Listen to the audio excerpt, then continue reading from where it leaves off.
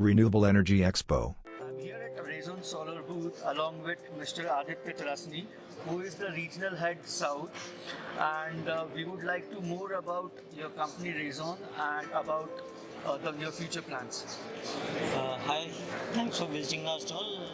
I'm Aditya, I represent Rayzon Solar. We are a 2.5 gigawatt solar module manufacturing company based out of Surat. We currently catering to major developers across the India, and Tamil Nadu is our main focus state in South. We're doing good numbers and we have good number of repeated customers here from Tamil Nadu. We thank the exhibitors for arranging this show. It was a good platform to meet customers. And since you are participating with Renewable Energy Expo from past many years, so what were your expectations? What are your expectations for this year, and are they actually met? Our expectation was to meet new end users or new customers who are trying to install solar plants for their businesses or for their homes.